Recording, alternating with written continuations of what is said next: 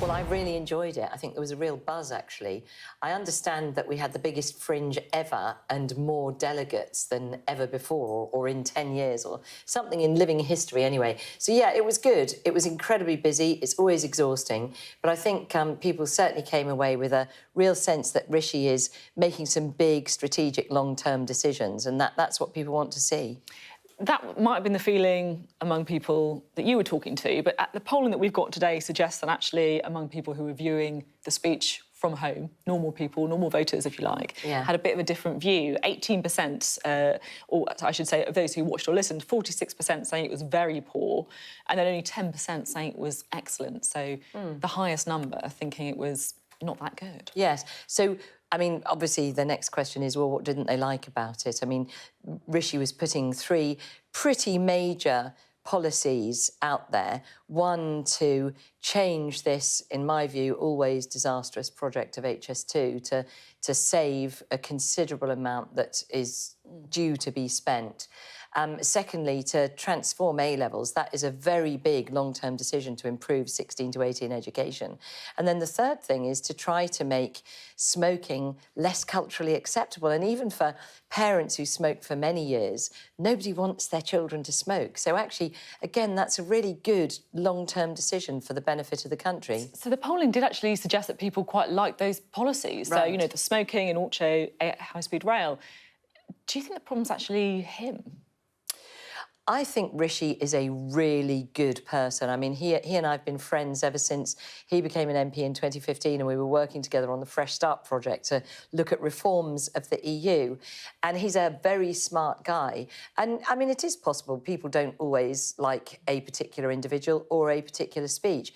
But I do think, you know, certainly for the Conservative members who were there and people who weren't Conservatives, commentators said, yeah, they thought he'd done really well. It was very compelling. You can see his warmth as a person. He's clearly very competent and able. I think his wife, Akshata's contribution to start with was really generous-hearted, and it gave a really good angle, I think, to the whole conference speech. Conservative members agreed with you. 45% of them said it was excellent. Oh, good. But weirdly, it was kind of almost the exact opposite of the general public. I mean, is that the issue, that Conservative members are so out of touch with what the wider public opinion seems to be? Well, I just don't think so. I mean, as you've said yourself, people liked the policies.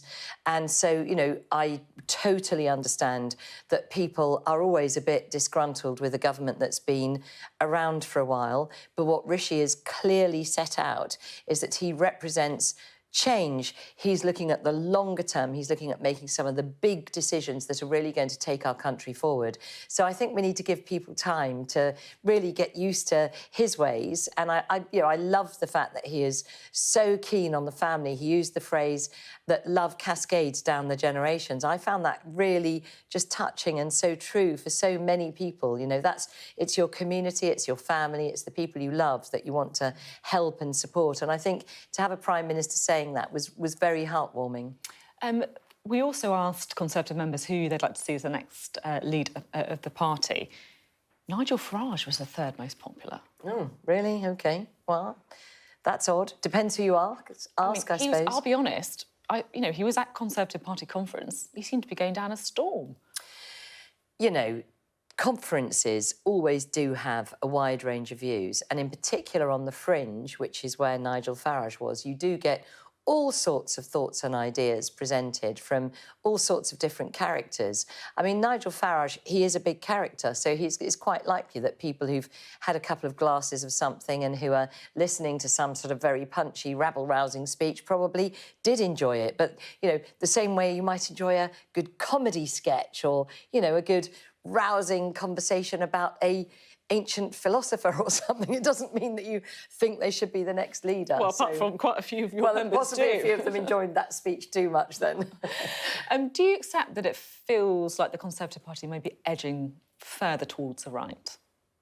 Oh, no, definitely not. No, I think I think what Rishi Sunak is a pragmatic politician, and yes, he is of the centre-right. His values are those of the British public. You know, he's very in favour of strong families, strong communities, public services being a good, strong safety net, but at the same time, people must be able to go about their daily lives. You know, he spoke very powerfully about how we've got to stop violent and persistent protests. We've got to stop the strikes that are preventing people from having the vital care and help and train journeys and so on that they need. And it is about a balance. It's a balance of rights and responsibilities. And I think Rishi's heart is absolutely in the right place. Can we talk about HS2? Yes. It feels to me like it's a bit embarrassing. You know, we've been talking about HS2 for about 15 years. I mean, I think I was just left university when we first started talking about this, for goodness sake. I mean, and yet, here we are, and we've scrapped half of it. I mean, why can't we just build a rail line? You're making me feel old, Sophie. I was just about to become an MP when it was first mooted. But it's a long time, you get my point. Oh, completely get your point. And I've been implacably opposed to this project right from the start. And the reason for that is simply on grounds of value for taxpayers' money.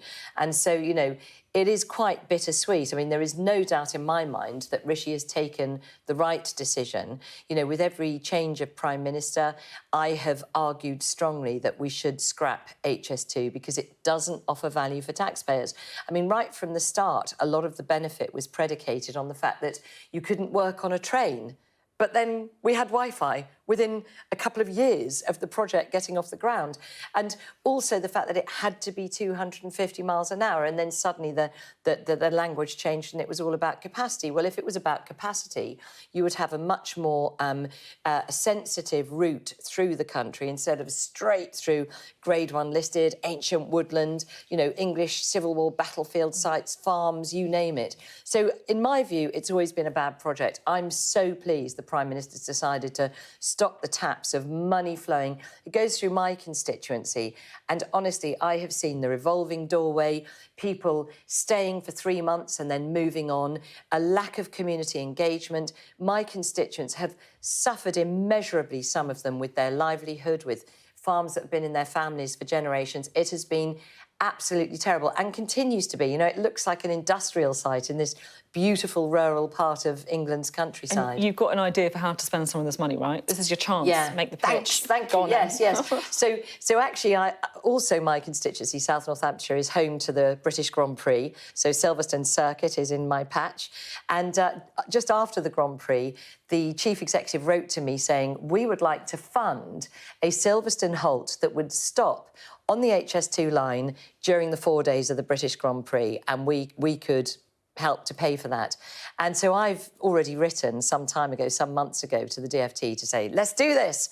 Anyway, now I genuinely think that with everything changing, the Prime Minister's made clear the money that we won't be spending on continuing with further legs of HS2, £36 billion, will be available for infrastructure projects in the Midlands and the North. So a train station at Silverstone would be fantastic for my area, but also it would get rid of so many of the traffic jams and so on.